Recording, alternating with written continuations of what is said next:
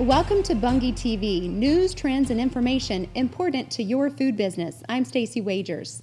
Good news for the restaurant industry. Market research firm NPD reports the industry is expanding again following 2 years of decline. Not only has the number of restaurants grown slightly, the number of overall units opened through March 2012 is at an all-time high.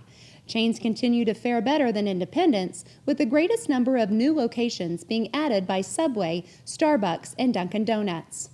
A study of restaurant diners in New York shows that the city's ban on trans fats improved its residents' diet.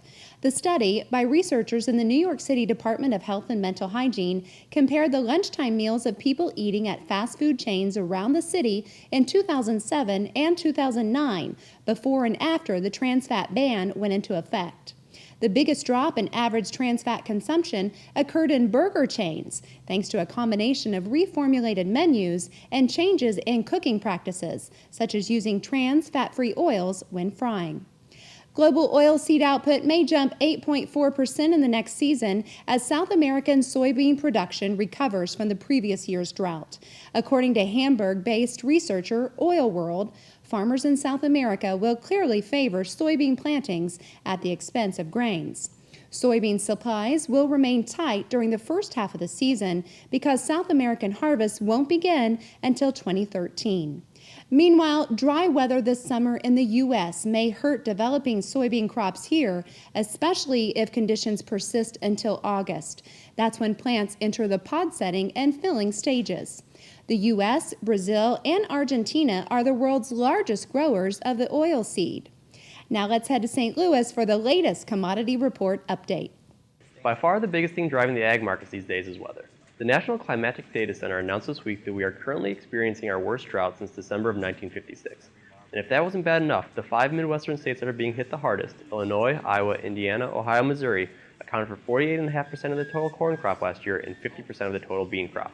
Because of this excessive dryness, the USDA reported that corn rated in good and excellent categories has dropped 46% since the start of the year, while beans have dropped 31%.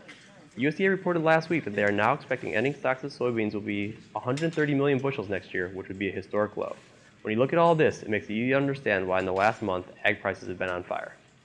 More than 18,000 food professionals from around the world discovered the latest food science developments and newest products and trends at the Institute of Food Technologists annual meeting in Las Vegas last month. Bunge oil experts showed off the latest advancements in saturate-sparing technology and Bunge milling experts' gluten-free crumb systems. And as a special treat, Bunge chefs served up French fried items prepared using Bunge's high oleic soybean oil on board Mo 2. Bunge's oil experts also made a stop at the National Association of College and University Food Services Conference in Boston. Chef Adam and Chef Zach created seafood stuffed hush puppies with some fresh Boston seafood that wowed the attendees. Mo's next stop, the Flavor Experience in Newport Beach, California, August 6th through 8th. The Bunge Ingredient Innovation Center, or BIIC, in Bradley, Illinois, is expanding. The BIIC now combines Bunge's existing food ingredient innovation and pilot plant facilities with a new culinary kitchen, creating one location for collaborative project innovation from farm to table. The newly expanded kitchen section of the BIIC features a food service grade presentation kitchen and preparation space, a conference room with interactive presentation capabilities, and offers adjoining connectivity to Bunge's Bakery Applications Lab.